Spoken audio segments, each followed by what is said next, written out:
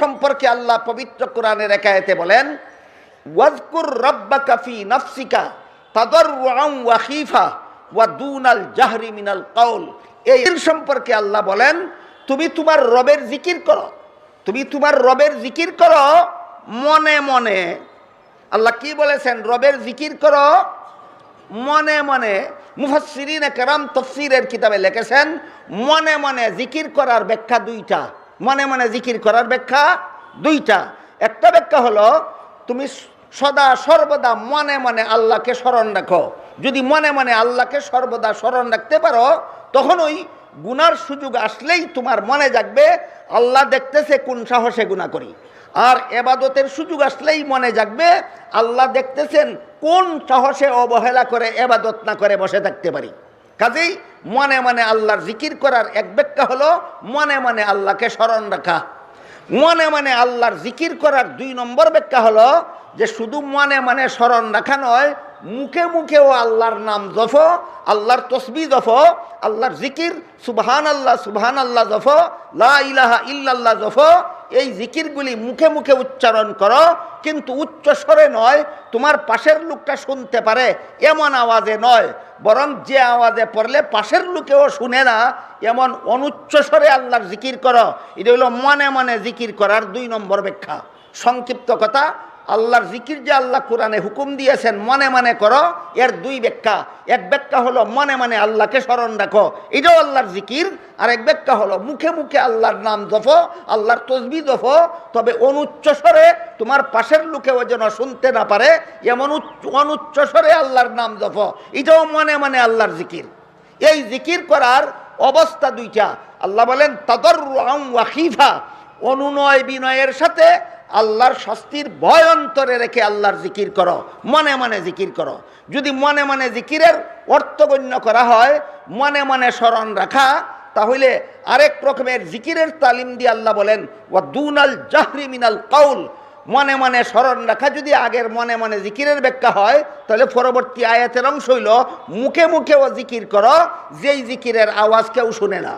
আর যদি আগের অংশের ব্যাখ্যা হয় মুখে মুখে আল্লাহর জিকির করো অনুচ্চ স্বরে, তাহলে পরবর্তীতে যে আল্লাহ বললেন অনুচ্চ স্বরে আল্লাহর জিকির করো, সেখানে অনুচ্চ স্বরের ব্যাখ্যা হলো এমন জোরেও জিকির করতে পারো যে উচ্চ স্বরের মধ্যে অতিরঞ্জন নাই, অর্থাৎ চিৎকার দিয়ে আল্লাহর জিকির করবে না। চিৎকার দিয়ে আল্লাহর জিকির করা বেয়াদবি।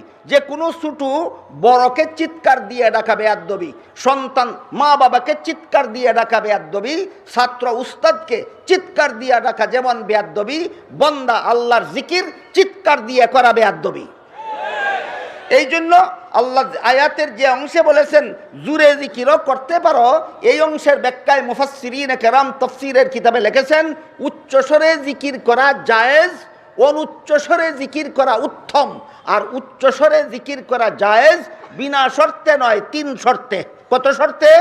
3 শর্তে। ও উচ্চস্বরে জিকির করা জায়েজ 3 শর্তে। 1 নম্বর শর্ত, চিৎকার দেওয়া যাবে না। 2 নম্বর শর্ত, তোমার উচ্চস্বরের জিকিরের কারণে কারো কোনো ধর্মের কাজে ব্যাঘাত হতে পারবে না।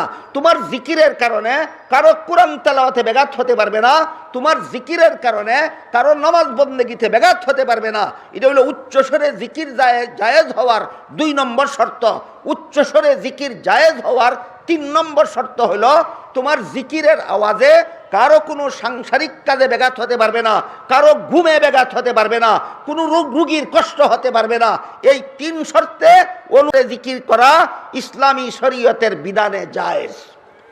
বুঝে থাকলে এবার বলুন, কারো উচ্চস্বরের জিকিরের দ্বারা যদি আমার ইবাদতে ব্যাঘাত হয়, কারো উচ্চস্বরের জিকিরের দ্বারা যদি আমার ঘুমে ব্যাঘাত হয়, তাহলে এই উচ্চস্বরের উপর উচ্চস্বরে জিকির করার বিরুদ্ধে আপত্তি করার শরীয়ত সম্মত অধিকার আবার আছে কি নাই? এই অধিকার প্রয়োগ করতে গেলে তুমি উচ্চস্বরে জিকির করছো, এই কারণে আমার ঘুমের ব্যাঘাত হচ্ছে, তুমি উচ্চস্বরে জিকির করছো, এ কারণে আমার নামাজ বন্দেগীতে ব্যাঘাত হচ্ছে, কাজেই তুমি আস্তে জিকির করো। এই কথা বললে যদি কেউ মানে না, জিদ ধরে আমি আস্তে জিকির করব না, আমি জোরে জিকির করবই, এই জিদ ধরা শরীয়তের বিধানের বিরুদ্ধে জিদ ধরা ছাড়া আর কিছু নয়। আমাদের বর্তমান সমাজে আল্লাহর জিকিরের নামে এমন কিছু বাড়াবাড়িকারী আবির্ভাব হয়ে গেছে, এদেরকে যখন আস্তে জিকির করার কথা বলা হয় তখন এরা আস্তে জিকিরকারীদের বিরুদ্ধে এমন তীব্র ভাষায় প্রতিবাদ করে। এমনকি কেউ এমনও বক্তা বাংলাদেশে পাওয়া যায় যে বক্তারা তাদের বক্তব্যে বলে, যে বলে আস্তে জিকির করার কথা তাকে জুতা মারি।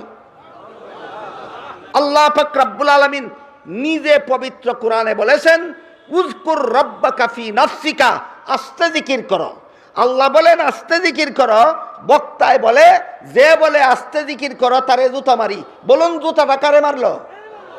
কাকে মারলো? আল্লাহ নিজে কোরআনে বলেন আস্তে জিকির করো, আর বক্তা বলে যে বলে আস্তে জিকির করো তারে জুতা মারি। বলুন জুতা কাকে মারলো? জিকির আল্লাহ হবার জিকির নয়, এটা শয়তানি জিকির। এই জিকিরওয়ালারা ভণ্ড ছাড়া আর কিছু নয়।